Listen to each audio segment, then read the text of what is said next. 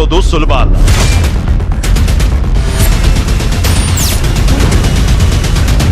To the point.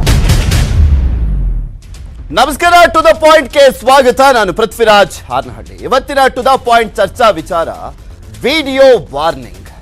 ಆ ಒಂದು video ಸಾಕಷ್ಟು ಹತ್ತಾರು ಪ್ರಶ್ನೆಗಳನ್ನ ಹುಟ್ಟಾಗ್ತಾ ಇದೆ, ಗೊಂದಲಗಳನ್ನ ಹುಟ್ಟಾಗ್ತಾ ಇರುವಂತದ್ದು, ಆರೋಪ ಪ್ರತ್ಯಾರೋಪ, ರಾಜಕೀಯ ಕೆಸರುಚಾಟಕ್ಕೆ ಕಾರಣವಾಗಿದೆ. ಇದರ ಜೊತೆಗೆ ಇದೆಲ್ಲದಕ್ಕೂ ಕೂಡ ಕಾರಣ ಪೊಲೀಸ್ ಇಲಾಖೆಯ ಎಡವಟ್ಟ ಅನ್ನುವಂತ ಒಂದು ಪ್ರಶ್ನೆ ಉದ್ಭವ ಆಗಿರುವಂತದ್ದು. ಬಿಕಾಸ್ ರಾಷ್ಟ್ರ ಮಟ್ಟದಲ್ಲಿ ಚರ್ಚೆ ಆಗ್ತಾ ಇರುವಂತ ವಿಚಾರ, ಅದ್ರ ಬಗ್ಗೆ ಚರ್ಚೆಯನ್ನ ಮಾಡ್ತಾ ಹೋಗೋಣ. ಅದಕ್ಕೂ ಮುಂಚೆ ಈಗ ಟು ದ ಪಾಯಿಂಟ್ ನ ಹೆಡ್ಲೈನ್ಸ್ ನೋಡೋಣ. ಖಾಸಗಿ ಕಾಲೇಜು ವಿಡಿಯೋ ಜ್ವಾಲೆಯಲ್ಲಿ ಬೇಯ್ತಾ ಇದೆ ಉಡುಪಿ. ಆಕ್ರೋಶ, ಹೋರಾಟಕ್ಕೆ ಮಣಿದು 3 ವಿದ್ಯಾರ್ಥಿನಿಯರ ಮೇಲೆ ಕೇಸ್, ಬೆನ್ನಲ್ಲೇ ಜಾಮೀನು.